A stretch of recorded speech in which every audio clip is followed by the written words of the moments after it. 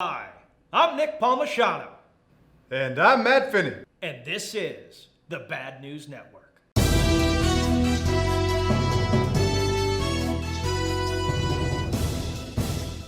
A 100 liberal authors put out an open letter in Harper's Magazine, a liberal magazine that has been published since 1850, talking about the dangers of cancel culture and the need, especially in these trying times, to have open and honest debate. Naturally, the internet is trying to cancel Harper's Magazine, as well as the 100 authors, several of which have now retracted their names from the letter in order to try to save their careers. Listen, folks, there are people that need to be canceled. Epstein, Weinstein, Bernie Madoff. These are people that have done irreparable damage to many, many people. Cancel away. But the constant purity tests, the constant desire to do other people harm, it's getting crazy, people. Remember about a month ago when a black bird watcher named Christian Cooper had the police called on him by a crazy Karen named Amy Cooper? No relation. He filmed the interaction and it went viral. She was an asshole. She lost her job. She's received death threats. She's now a laughingstock. But the DA is having trouble making her case stick. Why? Because Christian isn't helping them with the case. He thinks she's suffered enough, thinks that if she's going to learn her lesson, she's learned it already, and wants her to just live her life moving forward. So the guy that was actually wronged is ready to let all of this go, but the internet is not. The internet wants to keep piling it on and break this woman. They'd probably cheer if she killed herself. And I'm not just saying that for shock value, I really believe that. Mobs are dangerous, whether they're burning down cities or burning down people virtually on the internet. And our standard of behavior has to be higher than it is. I can at least understand vilifying Amy. She was a real jerk, and she set about a series of events that could have been very dangerous for Christian. But we're going to burn a bunch of liberal writers for, being liberal? That seems a little insane. There's a difference between liberals and leftists, just like there's a difference between conservatives and the alt-right. And I do place leftists and the alt-right in the same category. In both cases, you have people that are willing to do harm, both in terms of finances and reputation, and in the worst cases, actual physical violence to other people because they don't believe as they do. Throughout our history, America has always been a very liberal society. We've always appreciated an aggressive exchange of ideas. That doesn't mean that we have to always like each other's positions, or for that matter, like each other, but we have to be willing to enter the arena and have these discussions in a reasonable way and lay out our positions. And we're moving away from that on both sides. Yeah, there's reasons. The president and Congress are not exactly shining examples on a hill showing us how to play nicely. There's also a lot of evidence that Russia is investing money to ignite a race war. In fact, over the last few years, Russia has spent more money on ads that ignite racial angst than on anything else. And we have to contend with a 24/7 propaganda machine that calls itself news. But at the end of the day, it always comes down to us. Whenever I begin a discussion, I always ask myself a few questions before I start speaking or typing. First, am I an expert in this topic?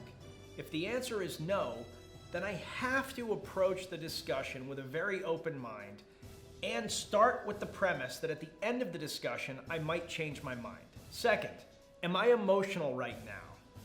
If I am, I don't engage. Emotional arguments are for children.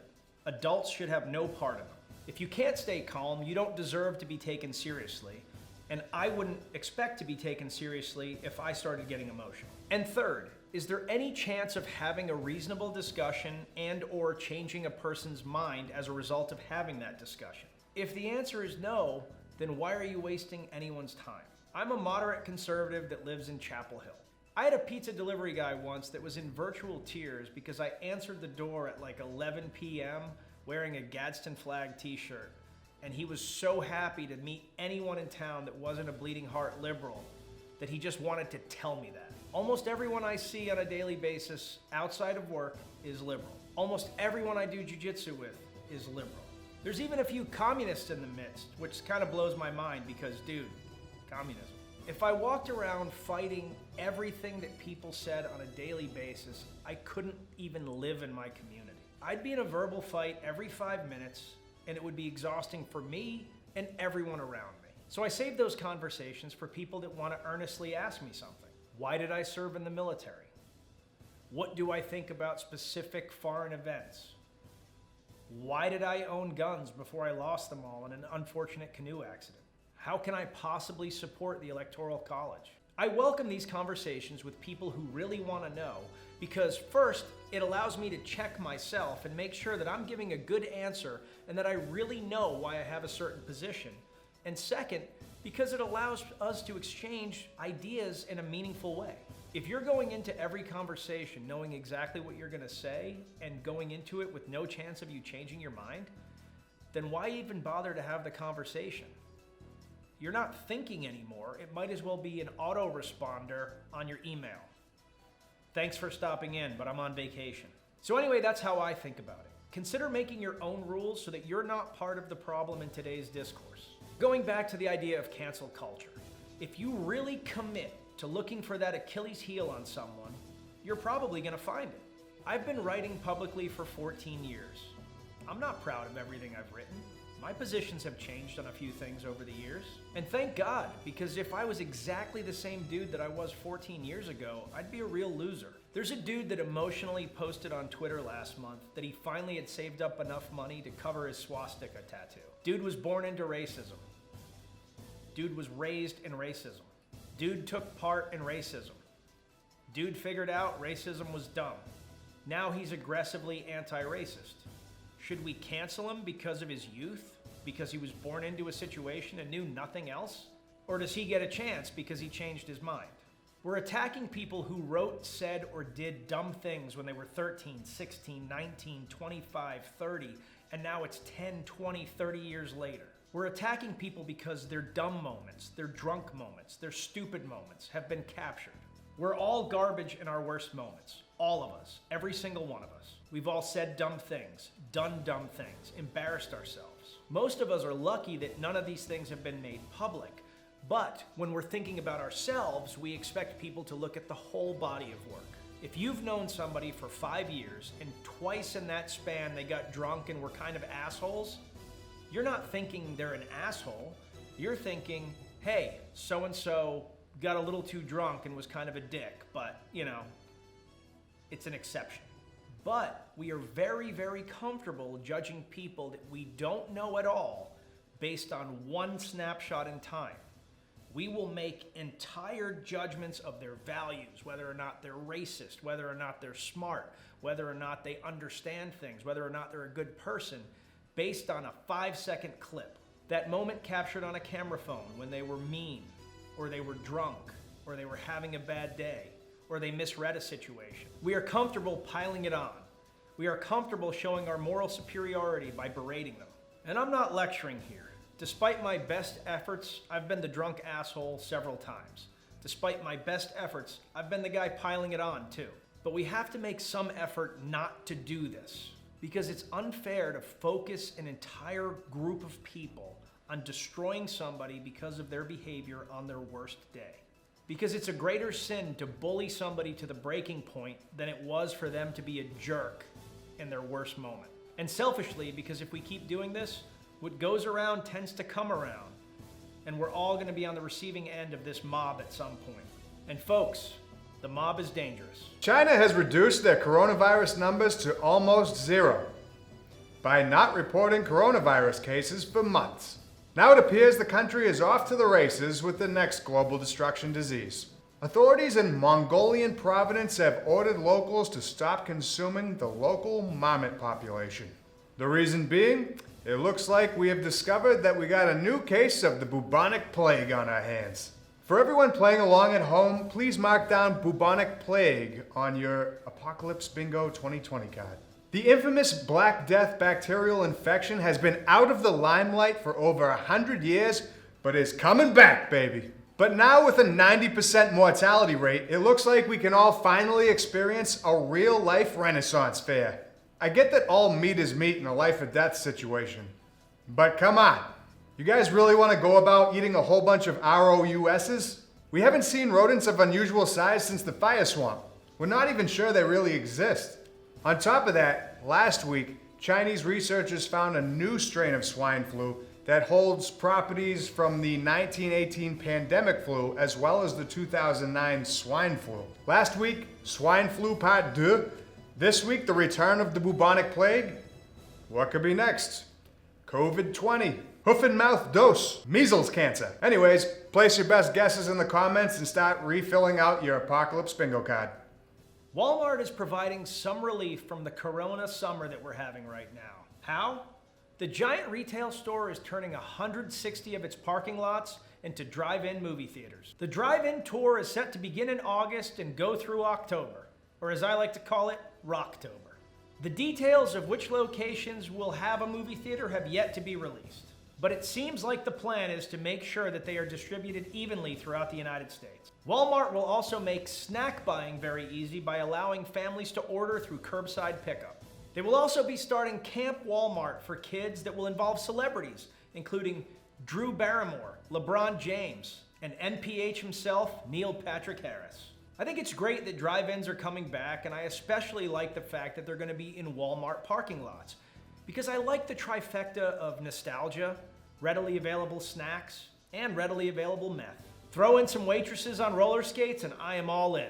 On Tuesday, the Brazilian president, Bolsonaro, tested positive for COVID. Monday, he said he wasn't feeling so hot, but it was probably just a cough. This test result comes after months of the president downplaying the virus. Bolsonaro frequently downplayed the pandemic and even went so far as to call a local Brazilian mayor a piece of shit for digging mass graves in his local province. Remember when Tom Hanks got the coronavirus and the whole world stopped and just realized how serious this was? This is kind of like when Boris Johnson got it and no one gave a shit. A woman coughed on a baby. Yeah, you heard that right. A woman coughed on a baby. We were all hoping that 2020 was going to end in an alien invasion, zombie apocalypse kind of way, but no, instead we're coughing on babies. Last month, an older woman in California got into a dispute with another woman in line. The older woman claimed that the mother and her baby were not practicing social distancing. As a result, the older woman removed her mask, walked up to the woman, and coughed in the baby's face 2 or 3 times. That is, according to Police Sergeant Enrique Garcia. The older woman reportedly worked for a school district in California, which she now no longer works at, according to that school district. Folks, I want to be really clear about this. I wear masks. I think the kind and smart thing to do is to wear a mask. Because the worst thing that happens is that they end up being useless and we all wore masks for a long time for no reason. And the best thing that happens is it actually prevents this disease from spreading. But if for whatever reason you find me not wearing one and you decide that the best course of action is to walk up to me and cough on me and or my kids, I am going to punch you repeatedly about the head, neck, and shoulders. Or if you're very tall, the groin area. On the other end of the spectrum from crazy coughing lady, there are a bunch of people freaking out because they go into stores and are asked to wear masks. I will say this again for people that do not understand. If you're arguing against wearing a mask, the only reasonable argument that you have is that the government should not be able to coerce you to do it. That is actually a position I agree with, even though I believe you should wear a mask, and I do. But you cannot reasonably make the argument that private business can't make you wear it in their establishment. This is no different than no shirt, no shoes, no service. When you walk into a private business and freak out because they're asking you to follow their policies, you're the asshole, not anyone else. Not the government, not the man. You're not a lion walking amongst sheep. You're just the asshole. If you don't like the policy, don't shop there. Otherwise, just shut the up and act like an adult. Also, while we're on the topic, America is doing a terrible job with the coronavirus, and we should probably stop pretending that we aren't. 4.4% of the people that have been diagnosed have died. That's the 9th worst in the world. It's basically us in the Middle East. We also have the most deaths in the world by a factor of 2, and while it was going down, it started to spike up again this weekend. Oh, and despite the initial reports that protests didn't affect the virus, well, it now looks like they absolutely did and have caused a spike of the virus in those areas. Same thing with President Trump's Tulsa rally. Hope is not a plan. I don't want to continue living under these restrictions either. But if we want to actually beat the virus and get the economy really rolling again, we have to do what literally every other country that's been successful with this does. But we won't, because we're us and we know better, and it doesn't affect us until it does and one of our loved ones is dead or dying, or we ourselves are sitting in a hospital bed gasping for air. Super dumb, guys. For some of you, this is a hill that you're literally going to die on. And for most of you out there that are trying to do the right thing, keep on keeping on. In happier news for a brighter tomorrow, Sydney, Australia has converted 100% to renewable energy. Apparently this is going to save $500,000 a year for 10 years. Which, all things considered with, country money, doesn't sound like that much. Well, maybe the finances aren't there, but this is supposed to create a whole slew of jobs for people to operate in the wind energy sector. Because wind needs workers. I guess they need people to make sure the wind towers don't fall over. I don't know, I'm not a wind expert. Let's hope it keeps pollution down. Back in April, Brazilian Jiu-Jitsu world champion Claudia Duval accused her instructor Ricardo De La Riva of sexual abuse, causing her to leave the team. After denying these accusations when they first came out, De La Riva decided to take bold steps to make sure that everyone at his gyms was comfortable by kicking out all of the women. Wait, what? So he gets accused of sexual assault, and his decision is to kick out thousands of women that have committed a truckload of time to learning under him. Okay. Not only did De La Riva kick out all of the female members of his gym, but he did it over a Zoom call. A lot of people have come forward to defend De La Riva. All dudes. Attacking Claudia, asking why she didn't come forward earlier. She replied, "You can judge how long I've kept it, you can judge my past, you can judge my fear of leaving, but you can't take the truth for me." Pretty badass. On a personal note, grappling has been part of my life since 1987. I started judo as a kid and then transitioned to wrestling, and I've been doing Brazilian Jiu-Jitsu for years. I absolutely love it. I train and I learn from a lot of badass women, including my wife. I can't even fathom the decision to kick all women out of your academy, especially if you're innocent. I wasn't there, and I don't know what happened, but it's troubling to me that most of the De La Riva students are coalescing around the idea that she's lying. This strikes me as very similar to what's happening in the Army this week, where lots of soldiers are posting on social media under the hashtag #IamVanessaGuillen, talking about the sexual assault that has occurred to them and how nobody believed them. It's also very similar to reports and situations that we've seen over and over again in colleges and workplace and everywhere. I'm not saying that accusation should equal conviction. That is not the way that our system works.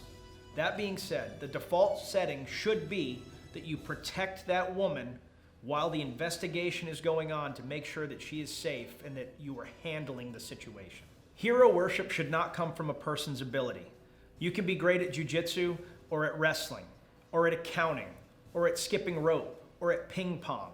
It's really all the same thing and still be a garbage human being. Heroes are people that do the right thing all the time, not when it's easy, but when it's hard, when it's scary, when they have something or everything to lose. Whether he's guilty or innocent, De La Riva is no hero.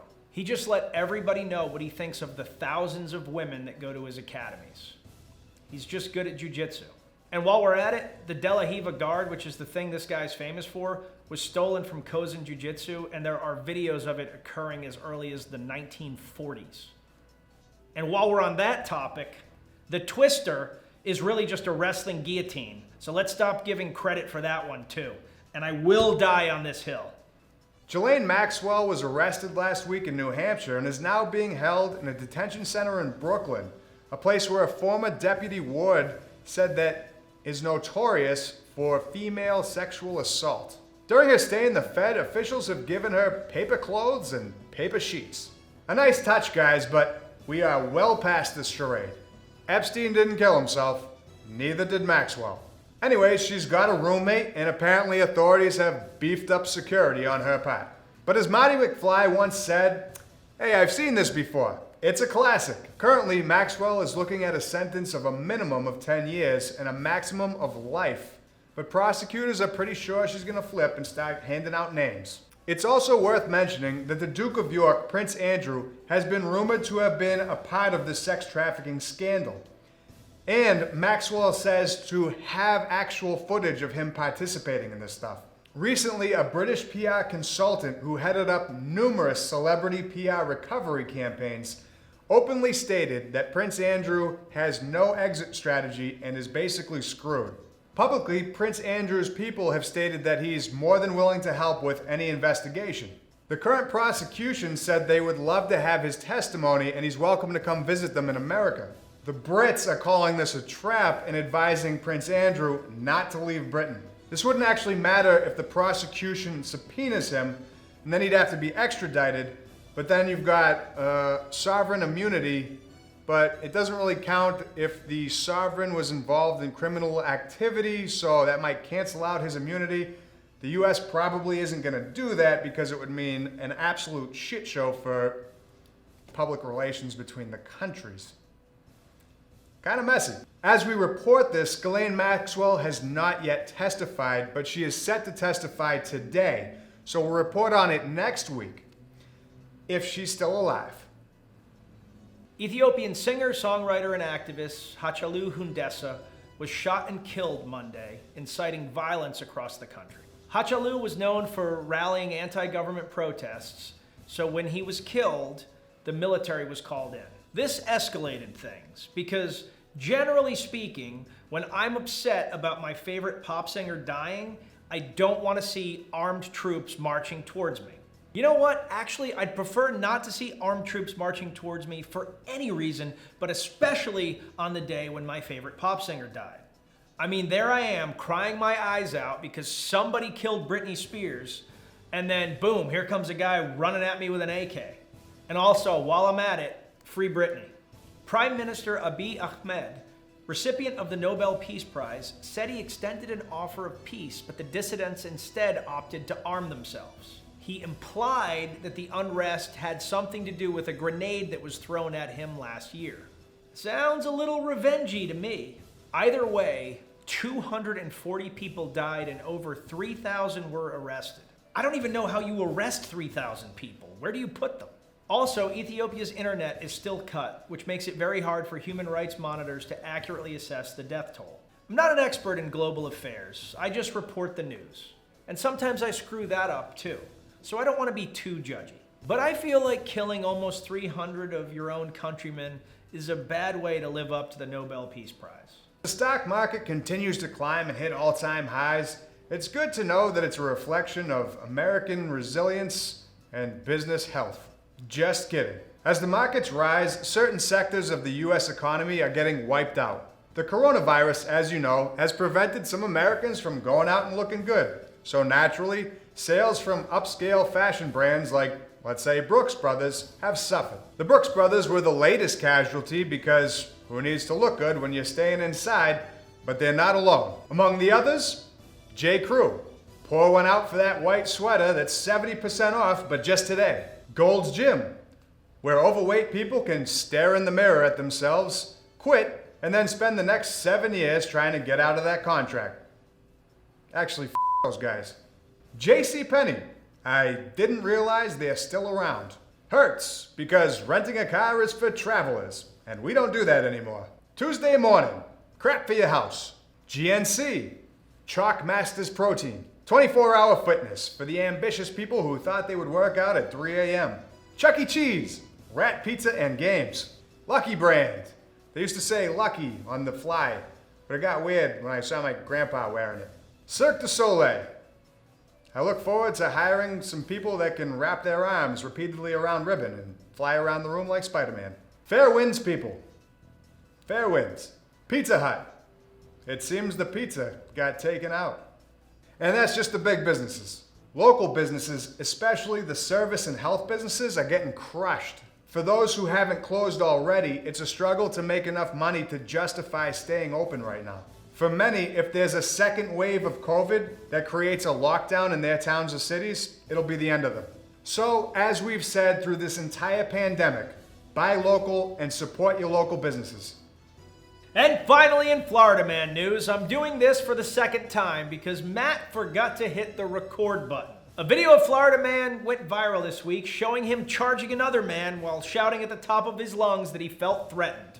Apparently, an elderly woman in Costco chastised him for not wearing a mask, and he had no choice but to bow up, frat boy style. "What you gonna do, elderly woman?" At this point, the man holding the camera decided to step in and defend the elderly woman. This was seen as a threat to Florida Man's dominance and had to be dealt with accordingly. He started out with the bear posture where he rolled the old lats forward and tried to make yourself bigger, and then transitioned nicely into a little ILS cobra posture. He squared his shoulders, angled himself violently towards his would-be usurper, and started screaming that he felt threatened. After repeated commands to back up, despite the fact that he was power walking towards his adversary, Florida Man finally relented, feeling confident he had regained his territory. The internet promptly doxed him and set his world on fire. He was subsequently fired from his insurance sales position, and you know that everyone at that poor company is going to have to go through like 100 hours of training on how to not be a dickbag. That might sound bad, but it's far better than being punked by some geriatric lady at Costco. Am I right? You'll notice this story ties nicely in the opening monologue as well as our later discussion about masks. We've tied it all up into a nice, neat bow. Increase our mana and give us a couple extra spells, because we just leveled up, baby. Prestige! And with that, I'm Nick Palmisano. And I'm Matt Finney. And this is the Bad News Network. Our news is at least as bad as the news you're getting already, and just remember, Ghislaine Maxwell didn't kill herself. As always, you can get 25% off at rangerup.com when you use the code BNN. Have a great weekend, guys.